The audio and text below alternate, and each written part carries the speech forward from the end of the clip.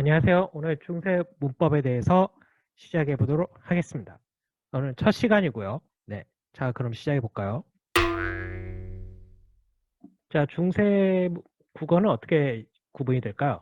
자, 중세 구분.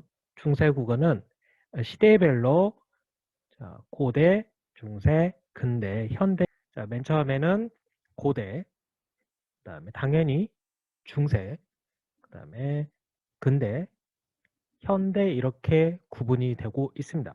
그러면 거기에 대한 구분점, 기준이 되는 시기는 언제일까요? 자, 각자 표현을 해보면 자, 고대는 고려시대 전후가 되겠고요. 삼국시대까지가 고대라고 보시면 되겠습니다. 그다음에 중세는 바로 조선왕조 이전이죠. 조선 건국 즈음으로 해서 중세가 되고, 자, 근대는 바로 조선시대의 갑오개혁, 대한제국이죠. 네, 갑오개혁 전후가 되겠습니다. 그럼 현대는 당연히 지금이겠죠. 네, 그래서 시대 구분을 하면 이렇게 될 수 있을 것 같습니다. 자, 다음. 자, 표기법에 대해서 먼저 말할 수 있을 것 같은데요. 자, 표기법은 예전에 어떻게 소리를 했을까요? 예전에는 한자의 음과 뜻을 가지고 소리 냈거든요. 자, 중세를 가르는 가장 중요한 표현은 뭘까요? 중세를 가르는 가장 중요한 표현은 바로 우리나라 말 훈민정음이 찬제된 전후가 아니었을까요? 자, 훈민정음이 있냐 없냐 이걸 가지고 바로 표현이 좀 될 수 있을 것 같습니다. 자, 그 훈민정음 창제 이전에는 우리나라 말이 한문으로만 가지고 썼어요. 그래서 한문의 음과 뜻을 가지고만 했는데요. 한문의 음이라는 거는 그냥 소리를 말하는 거고요. 뜻은 당연히 의미가 되겠죠. 아래쪽을 보면 앞에 글자는 거북 귀자라는 뜻이고요. 뒤에 글자는 어찌 하자입니다. 네, 하. 자, 근데 뒤에 글자를 가지고 부르는 혹격조사로 썼고요. 앞에는 거북이라는 뜻으로 썼기 때문에 거북하라고 썼다면 거북아이라는 의미가 되겠죠. 거북아. 자, 그래서 고대에는 이렇게 사용을 했고요. 그럼 중세에는요. 중세에는 바로 종성을 가지고 받침을 표기를 했습니다. 우리나라의 종성은 8가지로 발음이 되는데 지금과 조금 다르죠. 지금은 시긋을 종성으로 쓰진 않고 있는데요. 예전에는 썼다는 거 꼭 명심하시고요. 그 다음에 지금의 이응이 있었는데 예전에는 중세 때는 옛 이응이 있었네요. 다음 근대로 와서는 종성 표기가 역시 받침 표기로 되는 건 똑같아지고 있습니다. 대신에 7개. 자, 뭐가 달라진 거 보이시나요, 여러분? 바로 자, 이응이 옛 희응 대신에 이응이 생겼고요. 디귿이 빠졌습니다. 그래서 발음은 디귿으로 표기를 하되 표기를 할 때는 오히려 시옷으로 표기했다는 게 예전과 다른 부분이겠네요. 그 다음 부분은 어떻게 다를까요? 자, 예전에는 어수는 우리나라식으로 바로 표현을 했습니다. 이거는 뭐 지금도 마찬가지죠. 자, 우리나라식으로는 어떤 걸까요? 주어, 그 다음에 서술형, 목적어나 보어 이런 식으로 오겠죠. 그래서 여기도 보면 천전서예요. 이건 근데 우리나라 말은 어떻게 죠 하늘 앞에서 약속을 한다 이런 말이 나오잖아요. 푸사도 맨 앞으로 나오는 식입니다. 그래서 주어가 생략될 수도 있고요. 그래서 하늘 앞에서 맹세한다 이런 우리나라 말식으로 진행이 됐습니다. 자, 그러면 중세 때는 어땠을까요? 중세 때는 바로 소리를 이어서 적었어요. 그래서 소리가 나는 대로 적었고요. 그 말은 잠 못 들어 라는 말이 뜻은 잠 못 들어인데 소리 나는 대로 적기 때문에 받침 소리가 바로 다음 모음의 첫 소리로 옮겨간 거죠. 자, 검은들도 마찬가지죠. 검은들이 되죠. 검은들. 이런 식으로 썼고요. 그 다음에 근대 와서 이제 어떻게 됐냐면 첫 음절의 종성이 바로 뒷음절의 첫 소리로 들어갔습니다. 그래서 다물이라는 글자를 보면 파침의 미음과 다음의 첫 소리 미음이 서로 같다는 걸 알 수 있죠. 이런 식으로 서로 바뀌어졌어요. 그래서 우리나라의 뭐 소리 나는 것들은 중세 근대를 보면 이제 소리 나는 것 위주로 가다가 이제 받침을 다음 소리 위로 올린 것까지 알 수 있었고요. 자, 이두하고 향찰 이 부분에 좀 표기가 다르다는 걸 알 수 있겠습니다. 예전에는 자, 선아공주님에서 역시 앞에서 나왔던 대로, 여기서 나왔던 대로 한자의 음과 소리를 그대로 적었습니다. 그래서 앞에 선아공주, 그 다음에 주은 돼 있는데요. 은은 바로 선아공주님 은 하고 여기 한자가 빠져 있나요? 은 이 소리가 되고요. 주는 선아공주님에 해당되는 부분이죠. 앞은 전부 다 선아공주를 나타내기 때문에 뭐 한문의 뜻을 그대로 쓰고요. 우리나라 조사에 해당되는 부분은 한문의 음만 빌렸다는 걸 알 수 있겠습니다. 이게 바로 이두하고 향찰인 거거든요.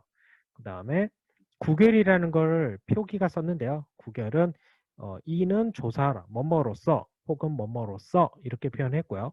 그 다음에 어는 어미 뭐뭐 하며를 표시하는 부분입니다. 이 부분은 지금 현재 중국어에서도 나타나는 부분이 있거든요. 그래서 이 부분을 그대로 가져와서 썼다는 거. 그런 특징들이 있는 거 알 수 있고요. 그다음에 중세에 와서는 자, 아까 이어적기, 그다음에 거듭적기, 적는 거는 그대로 말씀을 드렸고요. 성조 표기가 없어요. 그다음에 띄어쓰기가 없습니다. 이게 제일 막막한 부분이죠. 우리가 중3 때 처음 배우는 훈민정음 해례본을 보시면 알 수 있겠죠. 그래서 나란말싸미 중국에 달아 하는 거는 앞에 성조 표시가 전부 2.1, 2개 이런 표시가 있다는 거. 그다음 쭉 가다가 우리나라 지금과 다르죠. 띄어쓰기가 전혀 없어요.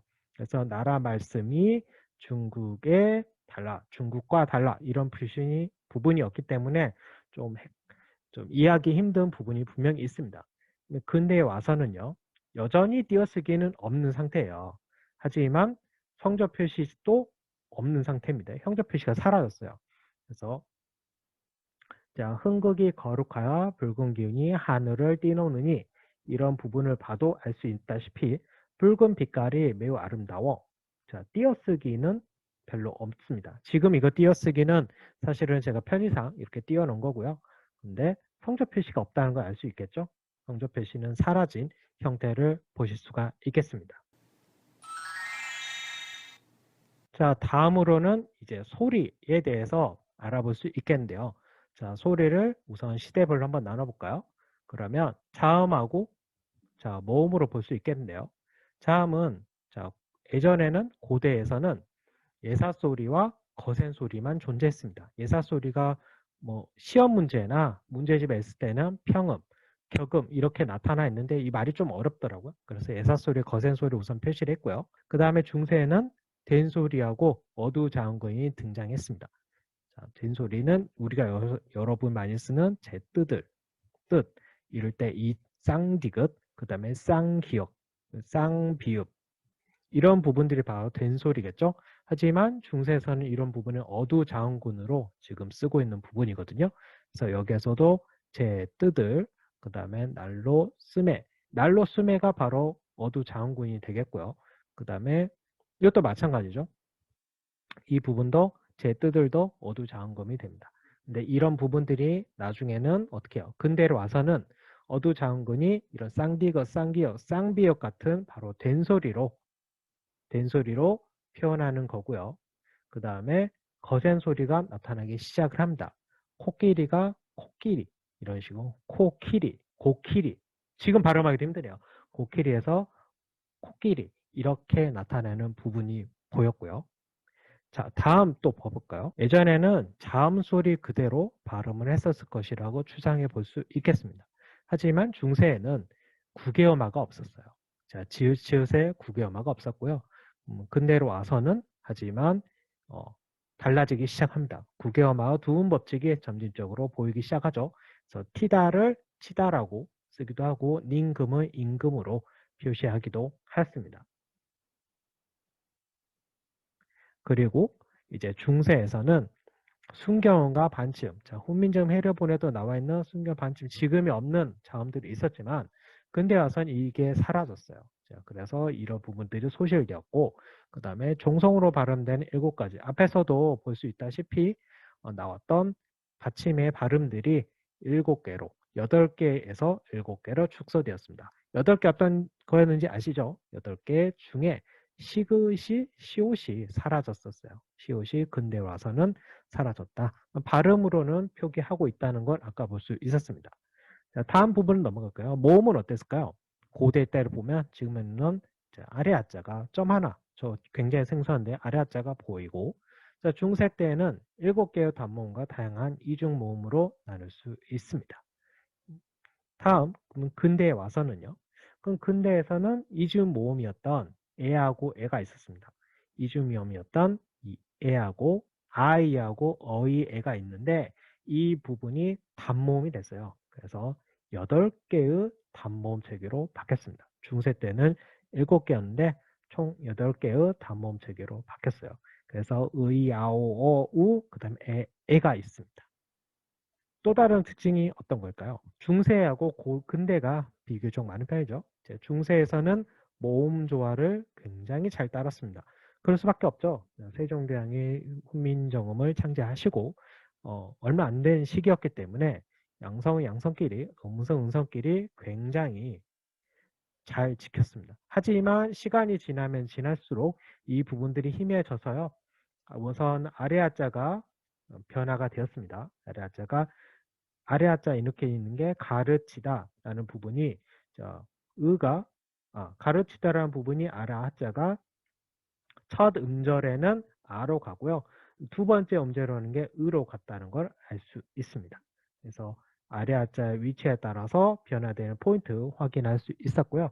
그 다음에 먼저 말했는데 평순 모음인 의가 바로 원순 모음 우로 바뀌었다는 거. 그래서 의가 우로 바뀌어서 예전 중세 국어의 고전 시나 가사들을 봤을 때도 이런 식으로 읽어주시면 도움이 많이 될 것 같아요. 첫 음절은 아, 두 번째 음절은 으로 발음하고요. 으는 지금의 우로 발음하시면 좋을 것 같습니다. 자, 그래서 의문은 여기까지 얘기를 해봤고요. 자, 문법. 문법은 조사분으로 조사 먼저 나눌 수 있을 것 같아요. 고대에는 주격조사, 목적격조사, 뭐 다른 조사도 많이 있지만 우선 이 두 개로 보자면 자, 주격조사는 이가 있고요. 목적격은 을이 있습니다. 이건 지금도 쓰는 편입니다. 지금도 쓰는 편이 아니라 무조건 쓰죠. 하지만 은는이가 보통 우리가 주격조사 은는이가로 보는데 그 중에서 이만 존재한다는 걸 알 수 있고요. 그러면 중세 때는요. 중세 때는 이하고 파이. 전 설명할 때 주로 파이라고 말을 하는데요. 제로입니다. 주격 조사를 생략을 합니다. 주어도 지금 생략할 수 있지만 주격 조사도 생략을 하는데 중세 때 이게 나타났어요. 그래서 주격 조사 이와 반모음 이가 드러나고 가는 여전히 나타나 있지 않습니다. 그래서 말싸미, 그다음 붙여, 불휘 저런 예시들을 보면 알 수 있을 것 같아요. 여기에는 미라는 주격 조사를 볼 수 있고 옛날에는 바로 이어졌기도 했기 때문에 받침 미음이 다음 소리 이로 들어가서 미로 바뀌었고요. 부태어는 반모음 이만 썼다는 거. 그 다음에 불휘는 뿌리 깊은 나무, 불휘 깊은 나무에서 불휘 가 깊은 이렇게 가야 되는데 불휘 이 깊은 이렇게 가든지 했는데 없잖아요. 그래서 없는 거 볼 수 있고요. 근대에 와서는 드디어 우리가 많이 쓰이는 가가 드디어 생겼습니다. 그래서 배가 곧 올 것이니 이렇게 나타내는 부분이죠. 다음에는 보조사. 보조사에는 은이 있습니다. 은. 그 다음에 고대에는 보조사 은인, 은는 할 때 는이 있었고요. 그 다음에 중세로 와서는 이 보조사는 당연히 중세도 그대로 있겠죠. 그 다음에 목적격 조사를 살펴보자면 중세에서는 을르를 썼었어요. 그래서 지금도 마찬가지입니다. 자음으로 끝날 때와 그 다음에 모음으로 끝날 때 을를 이렇게 구분해서 썼다는 거 알고 있으면 좋을 것 같고요. 그 다음에 모음으로 끝나는 체언, 명사, 대명사, 수사 다음에는 리을이 쓰기도 했습니다. 그래서 밥, 그 다음 나를, 그 다음 뜨들, 너들 이런 예시를 보시면 참고할 수 있을 것 같고요. 그 다음에 과역계 조사도 의가 쓰였죠. 의 표시가 지금 두 개라는 거. 그 다음에 사슴에, 그 다음에 거북에 이런 식으로. 거북, 사슴에 할 때 미음 받침이 다음 소리 위로 올라갔다는 거. 거북귀 할 때도 마찬가지입니다. 그래서 아래 하자하고 자, 의 써 있는 거 볼 수 있겠고, 유전명사일 때, 유전명사라는 건 바로 생명이 있는 거죠. 생명이 있는 곳에는 자, 두 가지 표현.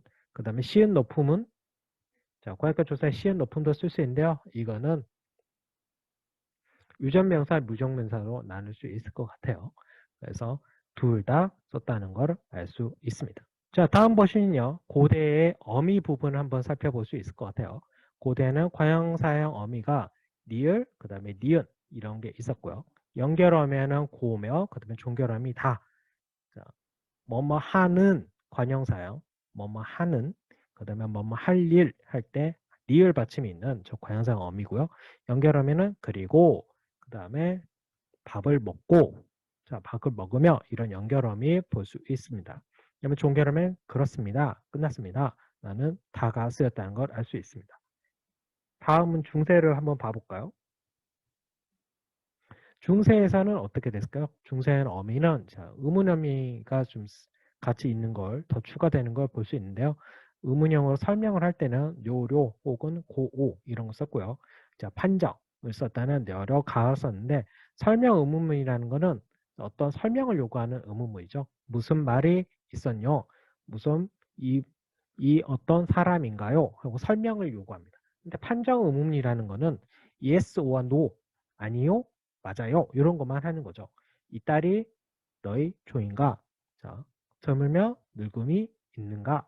이런 부분. 그래서 있냐 없냐? 단순히 이렇게만 물어본 게 판정 의문문이었어요. 그 다음에 고대에는 자, 높임 표현이 주체 높임 이미 고대 때부터 주체 높임 표현이 시가 있었다는 걸 알 수 있습니다. 그 다음에 중세에는 어떤 높임 표현이 있을까요? 중세에는 객체 높임이 쓰여지고 있다는 걸 볼 수 있습니다. 객체가 습, 잡, 읍 이렇게 세 개가 있었고 이거는 수능에도 많이 나오고 문제집에도 지금 많이 나오고 있는 부분이에요. 그래서 나도 이제 너희 스승님을 뵙고자 하노니 지금은 뵙고자 라는 표현을 쓰지만 중세 때는 보읍고자 하느니 자, 세종께 안부 묻잡고 이런 식으로 표현을 했죠. 하지만 근대에 와서는 그냥 단순한 객체 높임이 아니고 공손을 나타내는 겸양이라고 하는데요. 이 공손을 나타내는 선어마음을 썼어요. 그래서 표현이 이제 비읍 받침이 사라지고 뭐뭐 오, 사오, 자오, 그냥 오 이런 식으로 썼다는 걸 알 수 있습니다. 그 다음에 가장 큰 또 두드러진 특징 중에 하나가 예전에는 과거 선어마음을 썼어요. 앗, 엇. 그러면 예전에는 그 이전에는 근대 이전에는 과거 시제 선어마음이가 없었나요? 네, 없었습니다. 그렇게 좀 자세히 보이진 않지만 거의 없다고 보시면 되고 근대 와서 저런 것들이 나타난다고 보시면 좋을 것 같습니다. 자, 마지막으로 이제 어휘가 있는데요. 자, 고대에서는 일반적인 어휘야 바로 불교 영어, 외려라고 보시면 좋을 것 같긴 한데 한자어하고 이제 외려로 좀 구분해 보면 일반적인 단어와 이제 불교 용어들을 나눌 수 있을 것 같아요. 일반적으로는 군, 심, 민 이런 글자 기본적으로 한문을 위주로 썼다는 거 향찰, 이두 표현 까먹지 마시고요. 그래서 불교 용어가 들어왔습니다. 뭐 신라 백제 때 불교가 융성했잖아요. 그렇기 때문에 저런 단어가 있었다는 걸 알 수 있고요. 다음은 중세에서는 이제 일반 한자어는 어떤 게 있었냐면 고유어가 있었죠. 그래서 고유어가 한문이 있었던 이 고유 단어들이 바로 순 우리말로 많이 바뀌기 시작합니다. 그래서 매, 가람, 슈룹 이런 단어가 있었어요. 그러면 또 유의관계에 있는 단어들이 많이 나오고 이거는 이제 빈궁하다, 갓난하다, 가난하다 이런 식의 단어들이 나오기도 했습니다. 자, 그러면 외래어는 어땠을까요? 외래어는 고대 때에는 자, 붓, 먹 이런 단어가 쓰였고요. 그럼 한자도 역시 마찬가지겠죠. 네. 불교 외래어가 많이 왔어요. 그러면 여기 일반어에서 한자가 쓰이는 왕생, 자비도 사실상 외래어라고 볼 수 있을 것 같아요. 그래서 미타차이라는 단어 어디서 많이 보이죠? 네, 제막마에서 보이는 바로 미타찰. 그 미타찰도 불교 외래어였고요.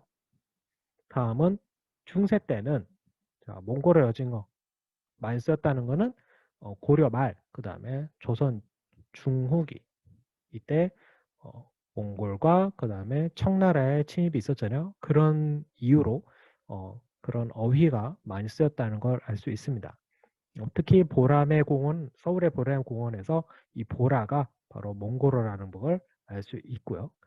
근데 와서는 이제 갑신정변 이후로는 외래어, 서구의 문물이 많이 들어오다 보니까 자명종, 천주교, 그 다음에 포란드, 세로판지라는